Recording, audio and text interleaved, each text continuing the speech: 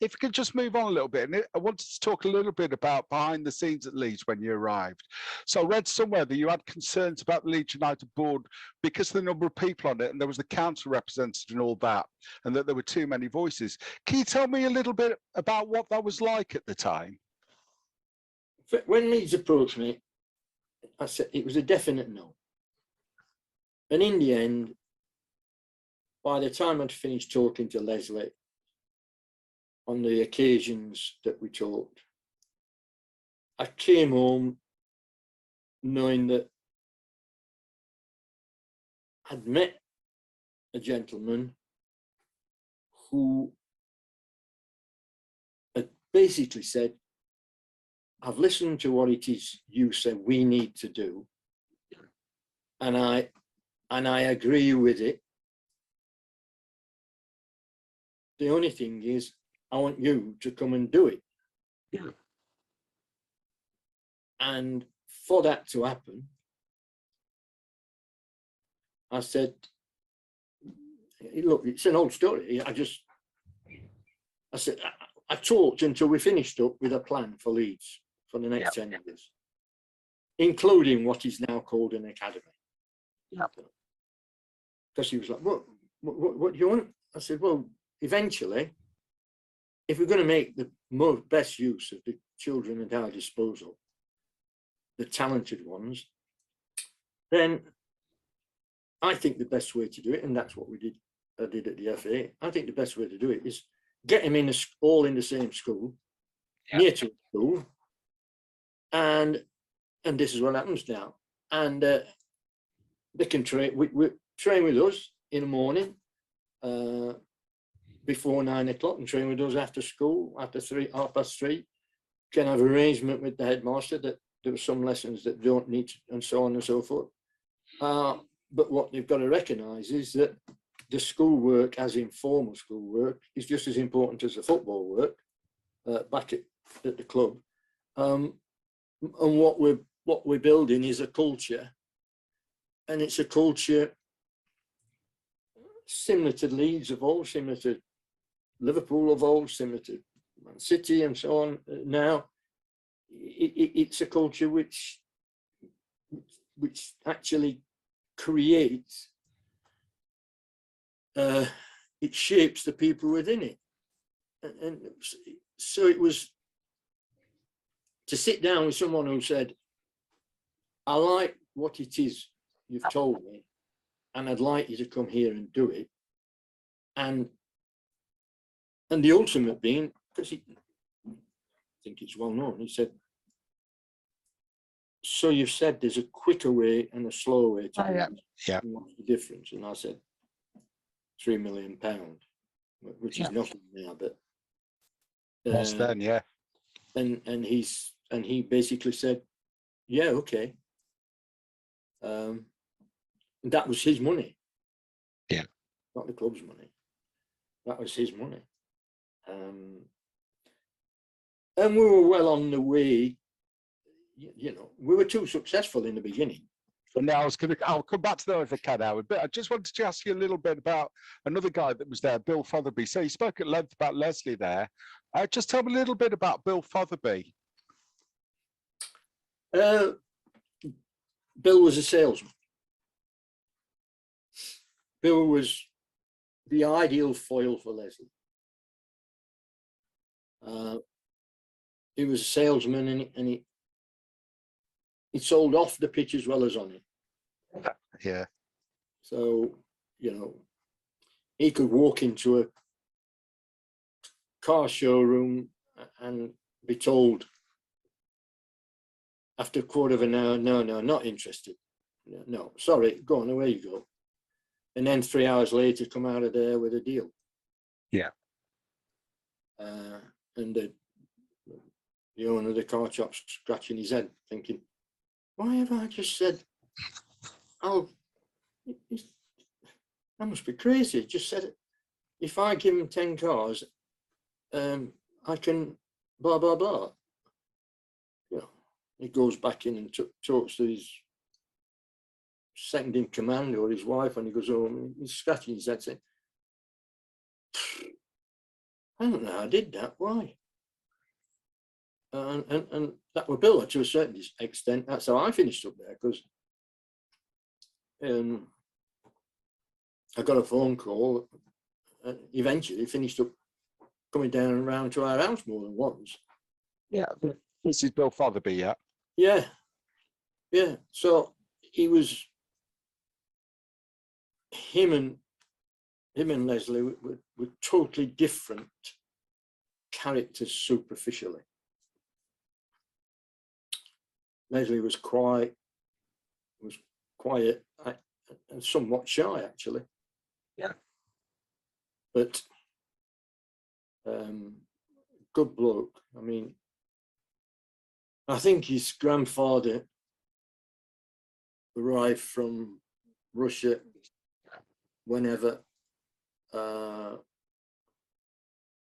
Leslie was in the RAF during the war, Lancaster Bombers, I think.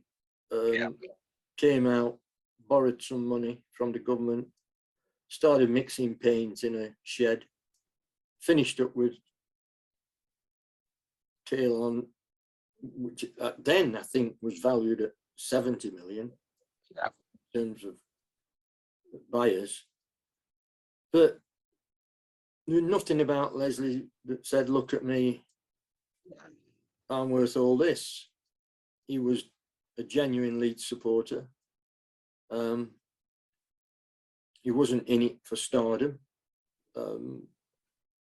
And it was his money that you know, he was supplying the coal for the fire. And another character that time that made a big impact in that first couple of years, someone completely different, Vinnie Jones. And I just wondered, how much of a risk did you think Vinnie was when you signed him? I've read the bit about, again, you wanted leadership and you wanted people to sort out the dressing room, but how much of a risk was Vinnie? I didn't think there was any risk at all with Vinnie, because I talked at length to Dave Bassett, who had become by then a friend. He was at Sheffield United and our families were same ages. And I talked to Dave and got the real Vinnie story, which that he was a good bloke, he was a team bloke. He was his own man, but his own man in terms of the club, in a way that galvanized people together rather than. So I think everybody was surprised after 2 weeks of Vinnie. And he was very, very unselfish. And he recognized that bit about, you know, it's us, not me, and it's we, not me. Yeah. And I thought that would, given where we were and how we needed to play, given what we got, that he would supply a crucial part. And at that time, I didn't see that ending. But of course, as we progressed so quickly, too quickly, really. Our style evolved according to the players we got. Yeah. And by the time we'd been in the first division for 3 months, 6 months, 9 months, and then finishing where we finished, how we were playing was very different to how we played when we played Bournemouth away the last game of that season. And if Vinnie had stayed, do you think he'd have fitted into that? Would he still had a part to play if he hadn't chosen to move on? Well, he didn't choose to, did he? I got an offer and got him and told him. And I've told him since then that was probably a big mistake, because I think if he'd have stayed at Leeds, he'd have finished up managing. Yeah. Because he I don't think, you'd have to ask him. I don't think he was the same player once he left. It's very different, certainly. But he was fantastic. He was a fantastic member of the team, and worth his weight in gold in that sense.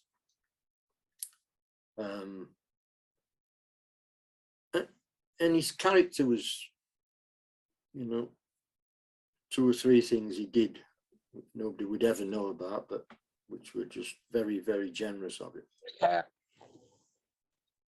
It's then that humility and humbleness, like Leslie Silver. You don't do it to be known about.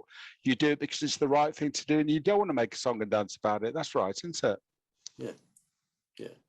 Okay. Vinnie had a vicious sense of humour as well. You know, I mean, he was funny, and that's good sometimes. That he could see something funny in something or do something that would make people laugh. But he would, you know, when he joined us, all the players were amazed that he had joined us when I brought him in. But by the end of pre-season, they were all looking up to him because of his attitude in training. You know, he wanted to win everything. Yeah. And Vinnie could live the good life, but he never let that interfere with what he did when he turned up for work. It was that great contribution to team spirit as well, and it's that I think was so good about the Leeds of those days.